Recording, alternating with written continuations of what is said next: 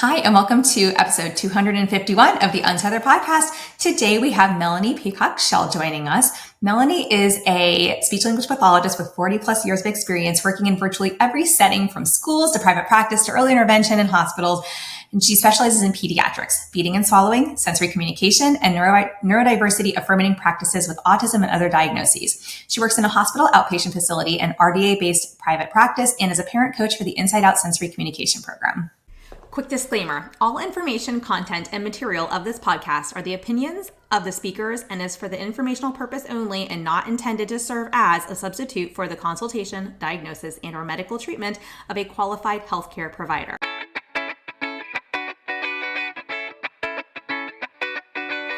Welcome to the Untethered Podcast. I am your host, Hallie Vulcan. I'm a certified myofunctional therapist, feeding specialist, podcaster, business owner, and mentor. This podcast is all about getting your questions answered and collaborating with colleagues to bring you the most up-to-date information in the orofacial myofunctional therapy, airway, tethered oral tissue, and pediatric feeding therapy space. If you're new here, I challenge you to keep an open mind and join my mission to spread this message far and wide. If you've been around since June 2019, thanks for being a loyal listener. As we jump into today's episode, remember to listen with correct oral rest posture. Tongue up, lips closed, teeth apart, breathe through your nose. Let's get started.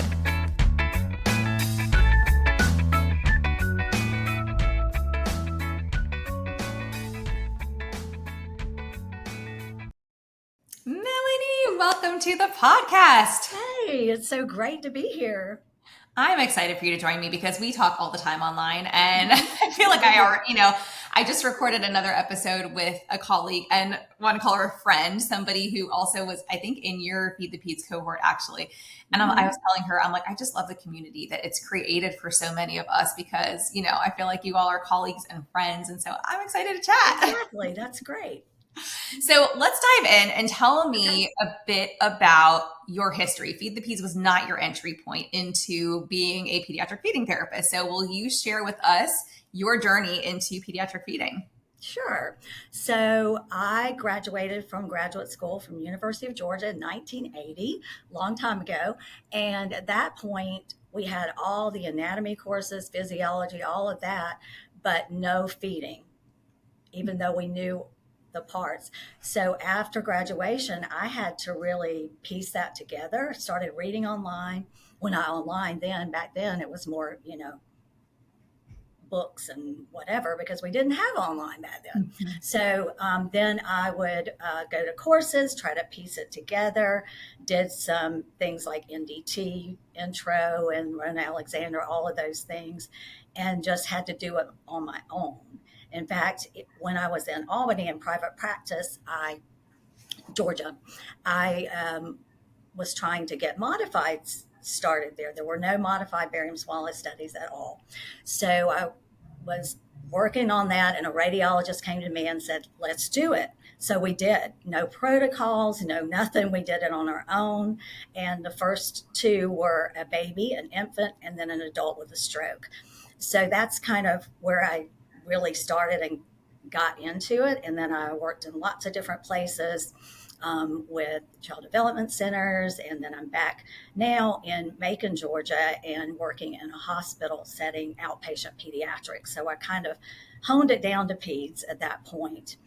And probably 2020, when I was really searching online, I found you. Yay! Woohoo! And I read it first, immediately downloaded the screener, the Feed the Peds screener, and started using that like day one. Even though I've done lots of feeding therapy, had lots of courses, the whole gamut, I thought this is so concise and great. And I love that developmental sheet that you can just give to a parent, explain, here's what we're looking at here, here's where we're going, and it was awesome. So then I started delving in and found out about Feed the Peds and thought, man, I want to do that. Even with 40 years of experience, I thought, this is it. So I kind of muddled in my mind, went to my manager and said, I know we only have $250 for continuing ed. What can I do?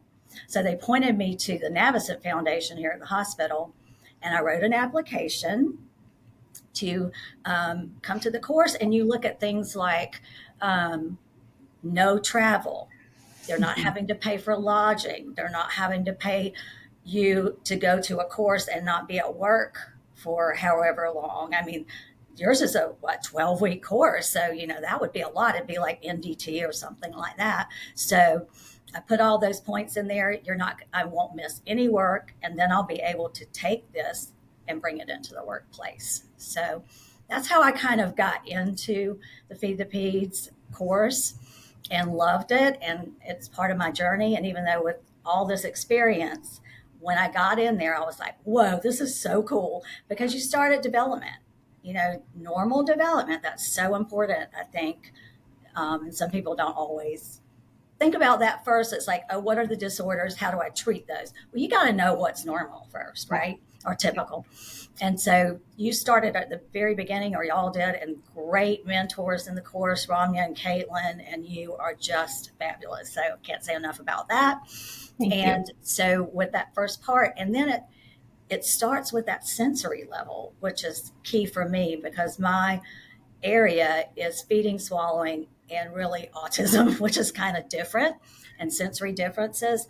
But you validated so much of what I was feeling, but was not getting from the outside world. I love that. I think that, we really set out to create something that, like you said, was more comprehensive and kind of holistic, in the sense that, like, we have to know what typical looks like in order to know what we're going to be treating, and how are we even off trajectory here, right? And even going back to, you mentioned the free screening, the free feeding screening packet that we launched like before the course ever came out. I was looking at, I think I was staring at like a checklist that I had just made one day, and I was like, I feel like we need to make this into something else. Like, I feel like this needs to be more comprehensive. I also feel like if I could just visually see those steps of development on a chart, that would be so helpful to me. And I would love to see it up against like some gross motor skills and some fine motor skills. Because again, just like looking at the body holistically is so critical. And we don't see enough of that. And so honestly, I did not actually create the final checklist or really that chart. I just kind of was the brains, the idea behind it. I brought in one of the speech pathologists who helped to put the course together with me like early on. And I was like, hey, you're really good at these things. I was like, this is what I have. This is what I'm envisioning. I was like, can we pull some sources together and basically create this comprehensive checklist? So even though it's a screening, honestly, times like I would use that screening, and then I'd carry it through into the actual assessment too, because it's got so much on it. And yeah, I've always been so like happy that we have that screener out there, because I think that it really has opened up a lot of eyes to like, oh, hey, okay, feeding is complex, but even if I don't want to do feeding, I can still screen. And I can still identify kids who may be struggling with something and help them get to the right person. And so, then in came the course, and it was like, how do we create this comprehensive thing that really does take somebody, whether they're in the field or they're new, through a journey of, hey, this is what we should be doing, this is what we're not doing, and here's like all the other bazillion things that could possibly happen. And, we can't possibly cover that in one course, and we don't. But I really wanted to dive into a lot of the trends that we were seeing and, look at medically complex kids, which was not my scope. I was working with like the tongue-tied babies and the infants and toddlers who weren't feeding, but they were not typically, I occasionally had a medically complex case, but typically they were not our medical, complex kiddos who I wasn't working with a lot of, G-tubes. I wasn't working with kids with, significant health issues who were hospitalized, who were, inpatient, outpatient. It was more like, oh, they can travel to my home office or I can travel to their house, but they're not homebound for health issues kind of a situation. Right. And so I was like, I need people to help me, because I haven't had those experiences. I worked in a hospital as a grad school clinician with adults, both inpatient, outpatient, right? I've only worked with children in other avenues and never. Yeah. So anyways, all that to say, I love that you have such a vast, background and so much experience even coming into the course and still finding it beneficial for you in certain ways, because I get asked all the time, well, if I'm an experienced feeding therapist, like, would this be beneficial to me? And I always tell people, I'm like, I've been told by a few individuals who've taken the course that yes, the answer is yes. I was like, but I will tell you straight out that this was created with, newer feeding therapists in mind. However, there's a lot of information. This is a 40-hour course. So like you're going to dive deep regardless if you're, new or experienced. So I love hearing your perspective because I know you're one of those individuals I like to reference that felt it beneficial. And when you were saying about the medically complex, that is a lot of my caseload. I began with pediatrics working in the NICU back in Albany, Georgia in the old days, inpatient and outpatient. And then now, at this point, we get all the NICU referrals, and those are like top of the list. So you've got to be up on that game, Mm-hmm. But the thing about that is with that trauma, that insult that they get over there, I'm pointing to where the NICU is. Hello. When they have that kind of trauma, and they all have it, and we get the various cases. They're either tubes, some of them already have a G tube, they're very involved. This was so helpful to me to get other perspectives and what are the newest things coming out, and what can we add to our program here. Yeah. And that has also propelled two of our other speech pathologists who have completed the course here as well.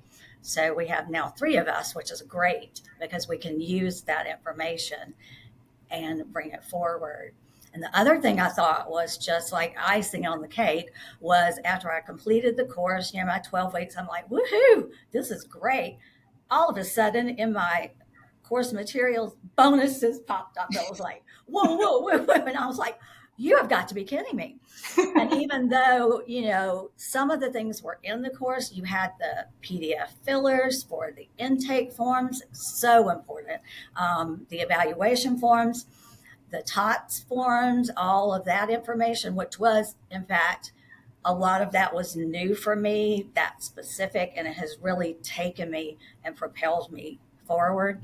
But also in those bonuses, you had videos and different, what happened to some of the case studies that we did during the course. That was awesome. And recently, I got really excited about this one. You've started doing you threw in videos of like assessment and treatment library assessments for the library. And that's so helpful because it's really good to see someone else and then think about, okay, how can I utilize their technique? Maybe might give me some new ideas, right? Yeah. Well, and I, as a business owner, I'm always kind of looking to go like, how can I sweeten this, right? You all have trusted me and you all have, jumped into this course. And I know that you got everything out of it that we promised. However, it was still an investment in money and time and energy. What else can we do just as a thank you, if nothing else? And so we do review the forms that everybody fills out at the end. They're not just there because Asha or Aota tells us we have to have them. They're actually there, yes, they do have to have them, but we ask way more questions than is required of us. And it's really so that we can get feedback and understand, like, is this still beneficial to all the students? We know what past students have said at this point, but like, how about current students? And then when we start to see like trends or themes or things that people say they wish they had, or they're asking for, well, okay. I mean, a business person might say, okay, great, go create that course and sell it to them.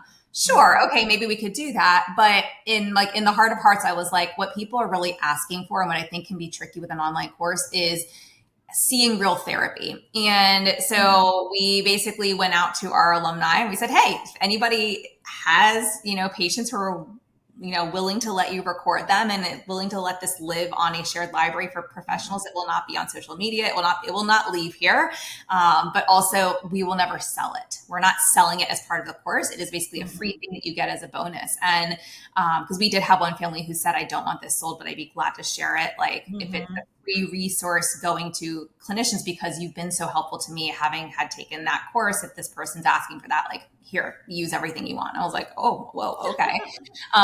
Cool. That's super cool. And so, we're slowly going through, we've got some more coming, but we are slowly going through some cases. I think we might have like a total of 4 patients right now. Maybe it's either 4 or 5, where we are going through and editing and getting more together just to give different perspectives. Because like one of the things we'll sometimes, talk about, especially I know Ramya likes to highlight this in the assessment module, no two assessments look the same, and you're not going to fill out your whole checklist. And just because we give you a whole, evaluation template for birth to 6 months and another one for 6 months plus, kind of dividing it by like when you introduce solids before and after, just because you have that doesn't mean you're going to check all the boxes, fill it all out, or actually complete it ever. If, eventually you probably will, just by the fact that like therapy is dynamic and ongoing and all that fun stuff. But, that's one of the hardest things I find new clinicians, like they have the hardest time grasping the fact that they're not going to complete the entire assessment form. Right. So I was like, I wanted them to see assessments and see, hey, none of us are actually checking all the boxes. How they do an assessment may look different than how this person does an assessment, and this therapy session, even though we had similar goals, is going to look different than that therapy session. And because I think that just that having that information, I think helps us become a little bit more confident in knowing like, okay, we can go in and we may have a great plan in mind, but things never go as planned, do they? And I love that you say that, because I think taking this course, I felt like I got some permission to maybe that first session of the evaluation is going to be just trying to get that baby or that child to be with me, I trust you. Build rapport. And that it's okay that if I don't get in there totally until sessions later, that's okay, and that I can just take my time with it, and that it's not always going to be the same. And I have a lot of graduate students that come under me, CFs, et cetera, and I try to tell them that you're never going to do the same thing every time. There's certain things you're going to be looking for, but then you might get something that's totally outside of it. And it's so helpful for them to hear that from somebody so early in their career, because I think that so many of us enter coming out of grad school and we're like, I'm ready to conquer the world. And then we start treating patients. We're like, oh, what just happened? What am I doing? I don't know anything. And I love also a lot of things you have in there are the encouragement part of it. You are, I love that. I have it on my computer. You are enough. I make the time. What's the other one? I don't have it here in front of me. So you're enough. You are worth the time, and you're worth the investment.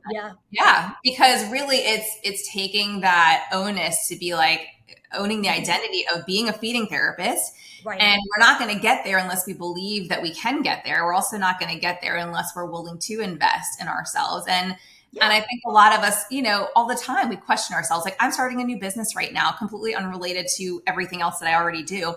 And I've gone through those same motions of being like, am I really the right person to do this? Like, it's not to say we're not going to have those thoughts and feelings. We all do. It doesn't matter if you make a lot of money, a little money, if you're a therapist or a business owner, or you're, it doesn't matter who you are. You're human. You're going to have these thoughts. It's just knowing what to do when you have them, so you don't get stuck there. Because I think for a very long time ago, would get stuck there. And I would question myself, and I would be like, I don't know if I'm the right person for this. And it's not because I didn't want it. It was because everybody else was telling me I didn't know enough, or I didn't have enough experience, or, and I will tell you, I am actually bringing a CF onto my team and paying her very well, because she's had extensive feeding experience in grad school and in her CF.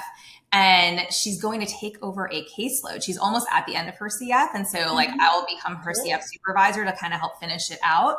And she's taken a myo course, but she's never really done like a lot of myo. She's really focused a lot more on feeding. And I'm like, I would be glad to have you, you've taken a course, but you can take my course and we'll mentor you. We'll make sure you know exactly what to do. And like, we'll kind of walk you through cases and that, everything that mentorship is.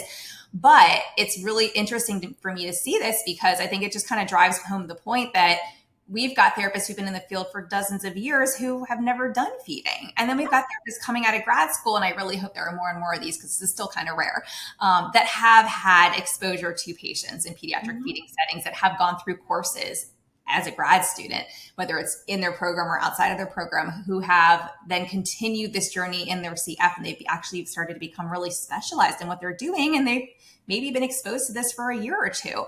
And so I like to really drive home the point that like, time is not the definitive factor, to your level of experience always. And that's unfortunately the opposite of what most of our industry says, Yes. which is why I like to highlight that. So, yeah. And I think just that whole validation thing was just super, super important and kind of changed my whole trajectory. And it's really helped me with my autistic clients because I'm looking at their sensory differences, but also knowing that most of those are body-based problems that started somewhere. And a lot of them, and looking at how to treat that, but also respecting their space and their sensory system. And you've got to get them regulated before you can ever get in there and get the experience. And if you turn them off to begin with, you can't do your stuff, right? Yeah.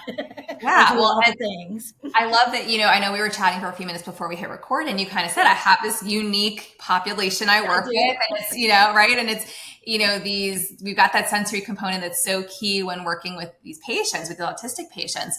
But I was like, hold up. Because like when I was like, my autistic patients were the reason I think I really fell deep into the feeding world. Mm-hmm. Not why I think I was interested in it already, but they really propelled me forward, especially like there's a couple in mind that I just always come to mind when I talk about this. They are so, sometimes so set in their patterns. And so I'd have those kiddos, right, who, and this is not just true of the autistic population, this is very true of like other kids with feeding challenges as well, where they learn what their safe foods are, right? But I would notice with my autistic patients that like, and these are like preschoolers, like pre-K age, 2, 3, 4, they would stick to those bland colored foods, right? Mm-hmm. They wanted the foods that were easy to mash or munch or break down. Yep. And they didn't always even break all those foods down properly. So here we had a lot of constipated children who then had withholding issues, or, they wanted a snack but didn't want a snack. And then we also had sometimes ABA in there, which is a whole other conversation for another day, where they were rewarding them with food. And I was like, this child, I'm like, please stop using food as a reward. Can we I was like, we can talk about this. Like one of the kiddos I worked with actually had a phenomenal ABA therapist who actually was like properly trained in verbal behavior therapy and didn't just say they were doing VB. Like this person was actually amazing. And the child really benefited because they were able to generalize. And it was not just with this person in this environment kind of learning situation. Mm-hmm. So that was really cool. But that person, they were always there with us during our sessions, and which was also kind of cool because we got to collaborate a bit. But I had sessions where the entire session was shot because this child was withholding a bowel movement, or they were really uncomfortable and kind of bouncing around and, and trying to make themselves feel better. They were seeking a certain type of sensory input to, calm their digestive upset, and this chaos they were feeling throughout their body. And, I started to just go, why, why is nobody looking deeper? Why we're just going to give this kid Miralax? That's the doctor's only solution. I was like, there's got to be more to this. And so they really threw me down this rabbit hole of, what is happening? Why am I seeing these patterns? There's got to be more. No one's teaching me this. Mm-hmm. And I credit them, some of these patients to where I am now, because I was like, they were such fascinating and intelligent beings. And I had these kids too, that they taught me so much. And, one of them as well, I remember a therapist sat down and I was taking over a case. Therapist sits down at the table. This kid loves trains, right? Gets very hyper fixed on trains. And this therapist with the kid is trying to get the kid to say something. If you say something, then you can color in, the little. No. And I'm sitting here going oh, this is painful to watch. So, right, this therapist leaves. I take over the case. I come in. I bring some trains because I know the kid likes trains and other random things in my bag. And I just get down on the floor with the kid. And, the kid starts laying down. The kid's kind of spinning the wheel very slowly on the train. And I just got down on the floor and I started spinning the wheel slowly on the train. The kid kind of looks at me like, what? What are you doing? I was like, I'm matching. You're engaging. Right. And right. And I'm like, and I will tell you, I have never taken like these sensory courses. I don't know the right terminology. I do not call myself, I don't know any of this stuff. I know you are, and so you can speak to all this. But, I just was like, I'm just going to match what this child is doing and see if I can enter into their world and build some rapport and gain some trust. And like, look, at the end of the day, if I can't, they're not going to do anything I want, as we saw at the table the other day. And so as soon as I started doing it, the kid like said something to me. This is like a kid who does not speak, right? And I was like, oh, okay. And then he kind of like moved into my space and pushed his train towards me to see what I would do. And so I kind of sent it back to him and we started to engage. And what do you know, within like a couple months, the kid's putting 2-word phrases together. And now we're starting to put 3-word phrases together. Now we're starting 4 and 5. And at that point I said, okay, can we start working on like the snacks? Can we start working on, we've now accomplished what mom wanted to accomplish, at least on the first stage. Now let's start like bringing the food stuff in, which is not why they were there, but I knew it was a major issue at home. Yeah. I also didn't feel like I was, but at that point, enough. Like I didn't feel like I had enough knowledge to even know how to help this child, but I was like willing to try and take courses. And so anyways, I'll stop talking, but like all that to say, I really feel like, what are we even doing if we can't meet our kids where they are? And exactly. I just give so much credit to the autistic community and those children for really helping me move into where I am today and kind of making me think a bit differently and go, there's always a reason for a certain behavior, if you want to call it that. What is the antecedent? What is leading to what they're doing? And how do I enter that space and hang with them really to get them, to help them push forward and gain some function? And that's kind of the whole thing with the approach that I'm using as far as sensory is, which is the inside out program approach, which is starting at regulation, engagement, and then we get to language, then we get to feeding if it's the issue, which 99% of the time is.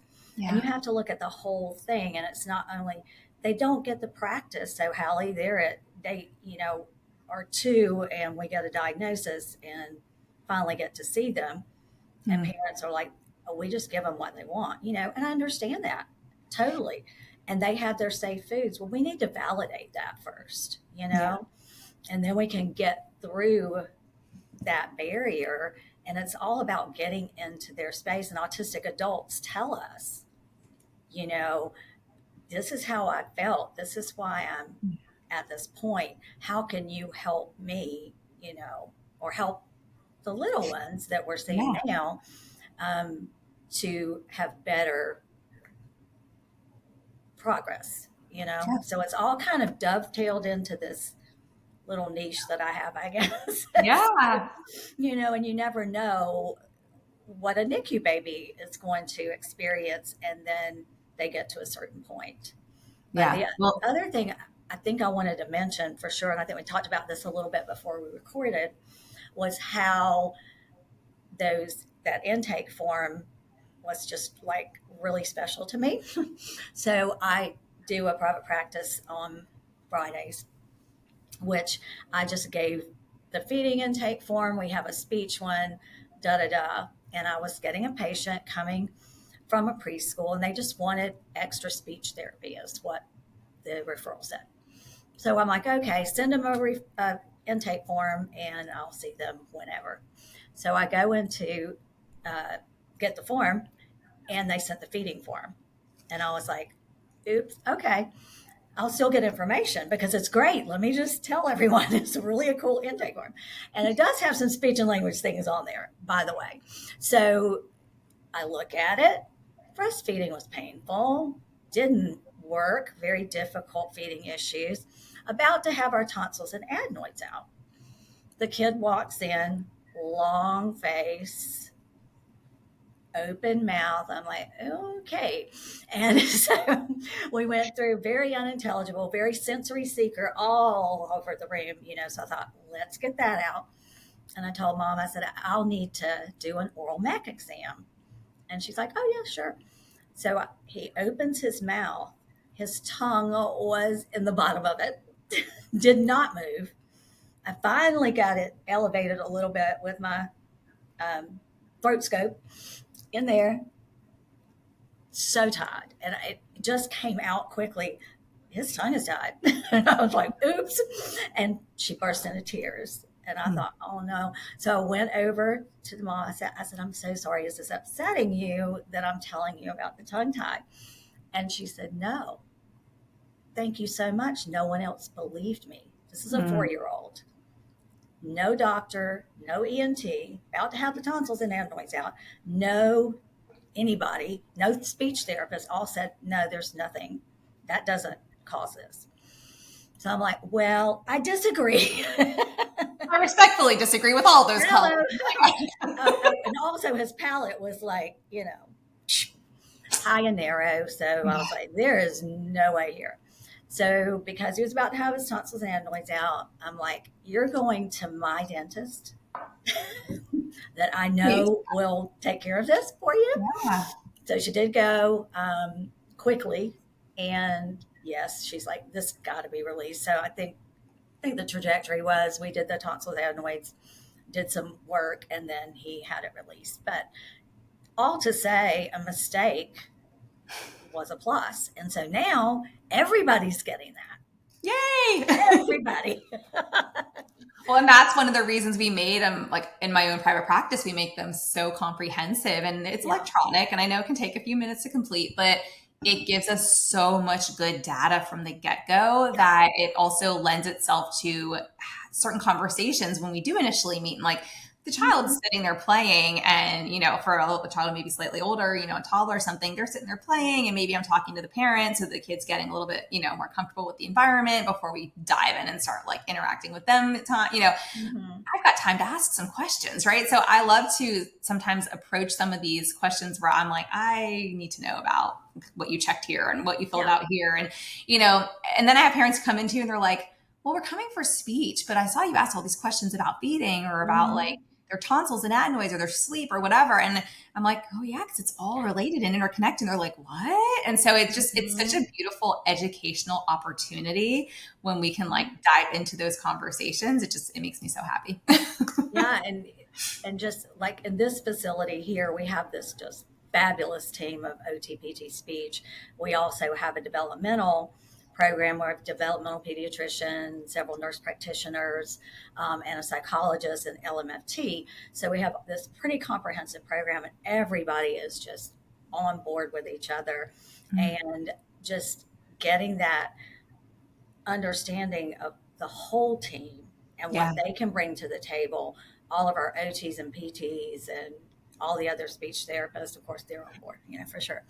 And it's just really kind of snowballed. And I feel like our program has become really cohesive. And we have the 2 other therapists who have taken the course, and one is working on her CLC. So we're trying to get that full gamut. And a lot of it has to do with you, Hallie, kind of getting that. Because I just want to say, yay, thank you so much, because it really did give us kind of a jumping off point to expand and really have the knowledge. So when we're getting these medical babies, and because we're in central Georgia, we get a lot of the South Georgia, but also the South Atlanta, because a lot of those families don't want to go all the way into Choa or into downtown Atlanta, whatever. It's further for them to drive up there with traffic than to come to Macon. Yeah. So that has been super cool. So we're pulling a lot of different areas, and I'm just very thankful. And my really woohoo yay for today is that because I went down the little rabbit hole of the TOTS and the feeding and all of the things we've been talking about, every time you come up with your Mayo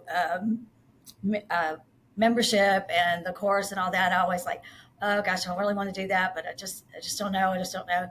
So I just throw myself in the giveaway. And this last time I was the winner, which I never win anything like that. So I'm so excited, already jumping into the office calls and study calls and all of that. And it's been wonderful. So to have that opportunity is just really exciting. And when I pull I use this like little like electronic picker thing, and you put in like the Instagram handle and all the rules and everything. And so it does this like little, it totally, what's the word that I'm looking for? not generically, but anonymously, whatever, it's picking it itself. Like I have no part in control. Right? Yeah, it's right, exactly. Don't know why I'm having word finding issues at the moment. It's all good. Happens all the time. So I saw your name pop up as like the main winner of it with like the Myo Method course and the Myo membership. I was like, yes, I know her. It always makes me excited. Sending these little Instagram, I know, but you're so sweet to answer them. I appreciate it. Even though I'm done with everything, you always answer me and kind of give me that needed push. But I want to always let you know and your team know how meaningful this has been for me. So, and continues to be now. Yeah, I know. You're back in it. We're never letting you go. No. I'm always, and it really is wonderful because I think about, I wonder what these people are thinking. This old lady is trying to get into these things. No. Shouldn't she be retired? La, la, la. And no. But it's like so wonderful. And I did hear from a friend of mine who's a little bit younger than me, but she said every, I don't even want to say senior, older, I don't know what you call us. Older people. Experienced, seasoned. There you go. I like that so much better. I was trying to come up with a nice, sweet word. I know earlier I said that, it's not all about experience, but I didn't mean it like in totality. It just meant like sometimes you get younger clinicians who are very specialized already. So I don't want anybody to take that the wrong way because obviously you have a lot of experience and a lot to teach me, I'm sure, and others. So that's so funny. I don't want to downplay that either.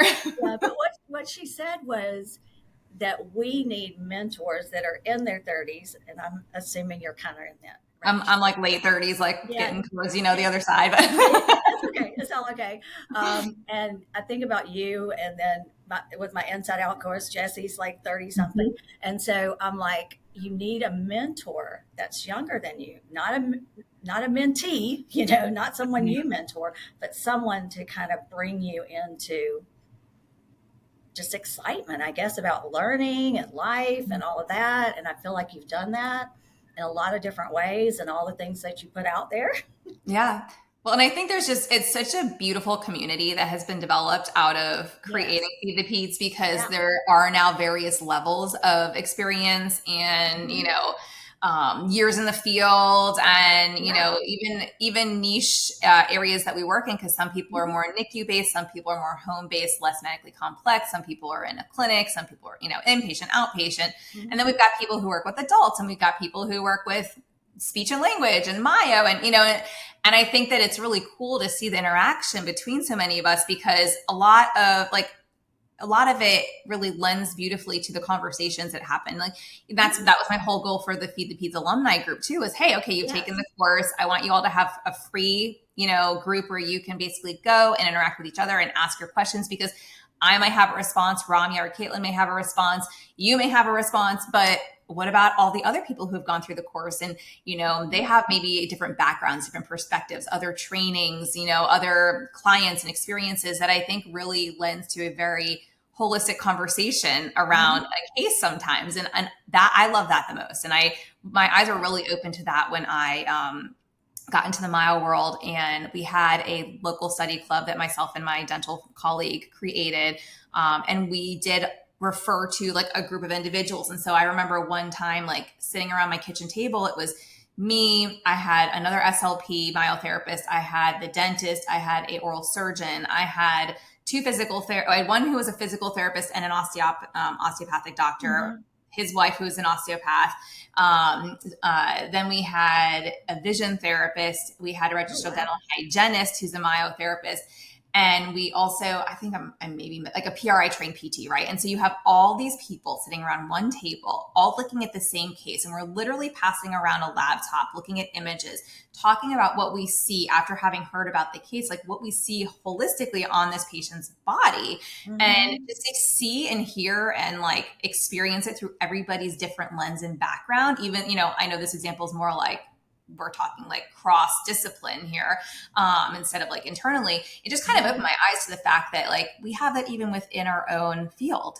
And if we can have more conversations, with similar backgrounds and at least understanding like what what the question is surrounding the patient, the specialty, maybe feeding being it, for example, here, I was like, I just think that's very cool. We can all come to the table and have this very holistic conversation and go, well, hey, have you thought about this? Or, hey, have you tried that? Or, what happens if you do X? Or have you referred them to Y? Or, tell me more about this. And so that was really my goal there. I'm like, you guys get to take a course, but at the end, I really hope that you all use the community, the free group to lean on each other too, and get help with cases that you have permission to discuss. Yeah, and that's been really a great thing for me too. Just even finding, like, looking for other therapists, like when a patient moves or that kind of thing. That's been helpful as well. Who can help me with this kind of thing, or what have you done with XYZ? Has been helpful. And I think there've been some like next step things that I've learned from the alumni group as well. And the fact that you're not charging for that, that's a whole cool thing too, Yeah. And it's just like an extra added bonus. It's really, I can't say enough about that. That's just. Yeah. And we thank you. Well, and we recently did update pediatricfeedingtherapist.com so that we're trying to make things more functional. There's a map that's been added to there too. So that hopefully it's easier to find people. Cause I think that before it was like, okay, it's great. Everybody's on a website. I can type something in, but I felt like it wasn't always pulling everybody up. It may even be close to a location if you didn't put the specific location. So now you can search within like 25 miles, 50 miles, and still get more people pulled up who might be in the, general vicinity. So we made that a bit more functional. And I tell people, I'm like, I use that all the time myself, because I get people coming to me on social media saying, hey, like parents being like, hey, who do you have in my area? Or, sometimes therapists going, hey, who do you have here? Like you said, somebody's moving, or my friend's child, or this therapist came to me and I feel like maybe you can help them find the right person. So that was one of my big goals too, was like, I want to help you all, I want to help therapists feel really confident in what they're doing and give them information and help them step into the space if they're not in it yet. But I also want to make it a lot easier for patients to access the care they need. And so that's always been like forefront of my mind. Well, then I think we grow this kind of, I don't want to call it a movement, but I guess it is. It is sort of like a movement, right? And it's like, I think I feel like it kind of is here, but it's like you're exponentially growing that. It's like you're not taking that just into Melanie as a therapist. I'm going to keep this information and only sit over here in my corner. No. I think it's got to go out, like you say on the podcast, to the masses, right? Yes, it does. It really does. And I've met some providers like in other spaces where, they have like a really interesting and helpful method or something that they do with their patients. And I'm like, have you ever thought about like training other providers in your space? And they're like, oh, no. If I'm not doing it, then, it's almost like no one else can do this, right? And I'm like, not only is that a very limited belief system and thinking, I'm like, that's actually more harmful to the patients who could really benefit from this. And, and so part of me was like, it was hard for me to get to the point of feeling confident as a feeding therapist. I spent thousands of dollars, right? I spent 10 years, almost 10 years, where I was like, okay, I finally feel like I can call myself this. And I feel like I can kind of hang my hat and be like, okay, guys, I'm a feeding therapist, come to me for feeding, even though it's kind of doing it here and there already with like patients on my caseload that came for other things and kind of fell into that with them. But I was like, if I can spare others from going through that same journey, that same long journey, and instead kind of shorten the journey and help them really jump in and get going, I was like, there's that. And then the patients, like you said, the exponential impact. That's one of the things I've always said. I'm like, if we can get more SLPs and OTs feeling really confident about, becoming and actually stepping into assessment and feeding, treatment, or feeding assessment and treatment, then how many more patients can we help? Right. I'm like, if each person is able to help a certain number of patients, it just exponentially grows in how in our reach. Yeah. Exactly. I don't know if you can hear that coming. That's that okay. means a baby was born in the hospital. Oh, yay. I love that. Great. That's pretty cool, right? That is so cool. Yeah.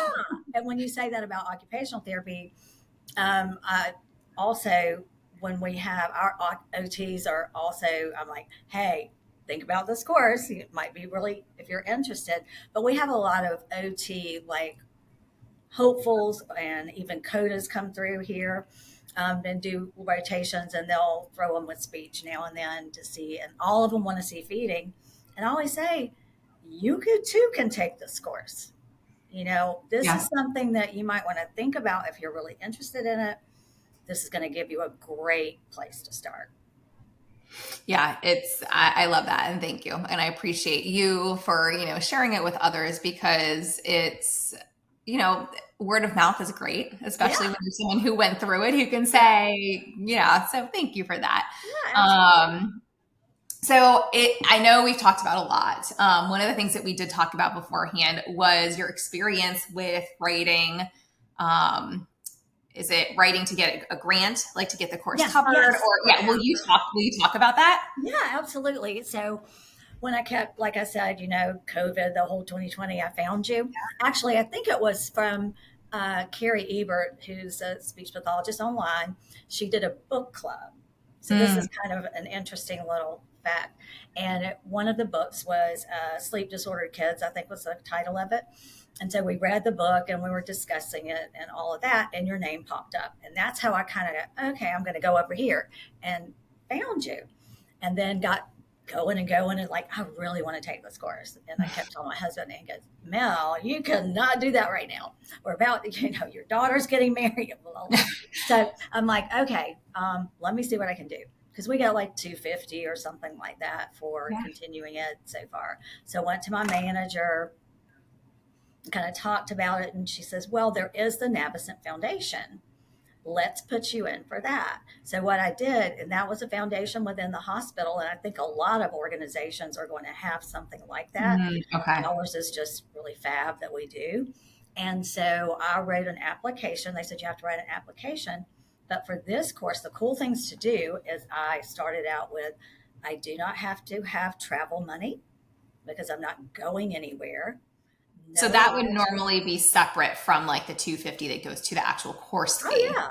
Okay. I think that's what's important for people to understand. Yeah. Oh, yeah, for sure. I mean, that was just a little bit of continuing ed, and that's all you get. And then the travel and all that is on top of it.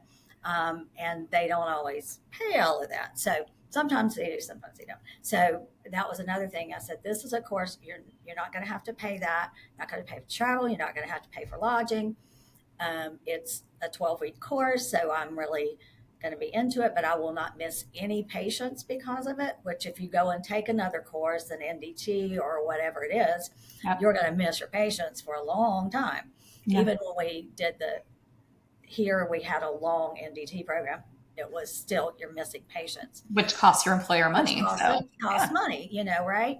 But they want you educated and to have this certification. So I put all that in. There it was. Boom. And they were able to do it. And I said, I got to do it now before she closes the door, I remember all of that. I was like, can I go ahead and just pay? Yeah, I was like, don't worry, we'll figure this out. And that's the one thing too, like I know because we open doors for like 5 to 7 days at a time, per year, and because it's a 12-week course, it's like right as the courses start, starting, we do this, and then it basically closes down until the next cohort.